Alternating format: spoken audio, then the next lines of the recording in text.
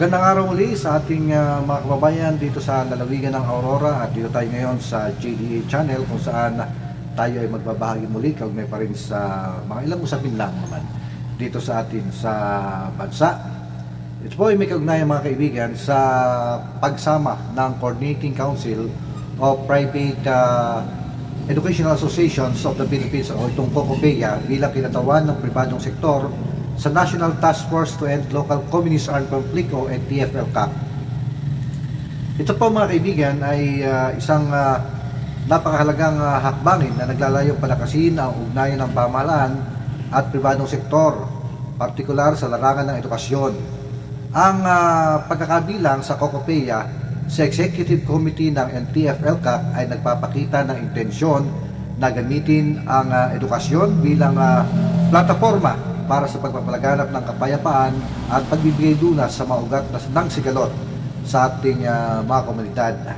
Kaya nga po sa ating paningin o pananaw, positibong aspeto ito ng kolaborasyon.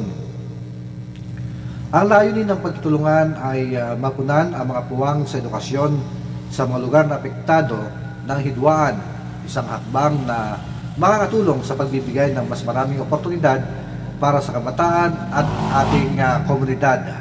Mahalaga rin ang pagsisikap nito upang mapigilan ang sinasabing pagre-rekluta o pagre-recruit ng communist terrorist group sa mga estudyante sa pamamagitan ng pagbibigay ng impormasyon at kritikal na pananaw hinggil sa mga panganib ng terror grooming. Sa ganitong parang kasi mga kaibigan, maaaring magkaroon ng mas malawak na proteksyon para sa kabataan habang binibigyan diin ang pagpapalakas ng kanilang kakayanang pumili ng tama. Dagdag pa rito, ang pagpapalakas ng ugnayan sa pagitan ng mga pribadong institusyon ng edukasyon at ng pamahalaan ay maaaring magresulta sa mas inklusibong mga inisyatibo na nakatuon sa pagbibigay ng dekalidad na edukasyon. Hindi lamang sa urbanong mga lugar, kundi lalo na sa mga liblib na komunidad. Ang ganitong uri ng kolaborasyon ay maaaring mag-ambag ng mas pangmatagalang solusyon sa mga suliraning panlipunan at ekonomiko na naging ugat ng pagrekruta ng mga kabataan sa mga armadong grupo. Kaya nga po may mga hamon at pag-aalala tayo. Gayunpaman, mahalagang bigyan diin na ang ganitong kolaborasyon ay dapat isagawa ng may maagap na paggalang sa ating akademikong kalayaan. Ang mga institusyong pang-edukasyon ay may mahalagang papel sa pagsusulong ng malayang talakayan at ng aktibong pakikilahok ng mga pribadong institusyon sa isang task force na may malinaw na political na mandato ay maaaring magdulot po ng pressure o impluensya na maaaring makasama sa layunin ng malayang edukasyon.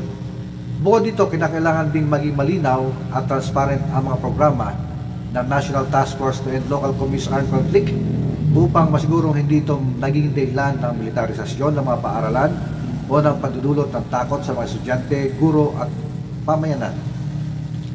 Dapat ding tiyakin na ang lahat ng hakbangin ay nakatuon sa kapakanan ng kabataan at komunidad ng walang lugar para sa pang-abuso o labis na politisasyon.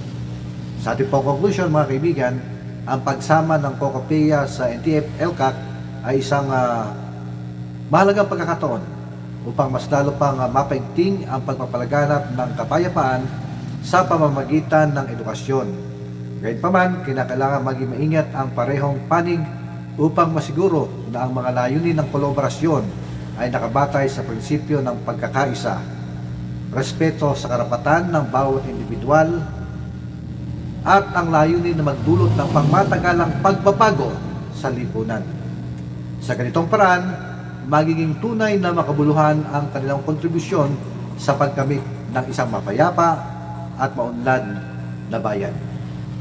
Muli, maraming salamat po, Jason De Asis. Ang inyong lingkod dito pa rin po sa JDA Channel, ugaliing tumutok.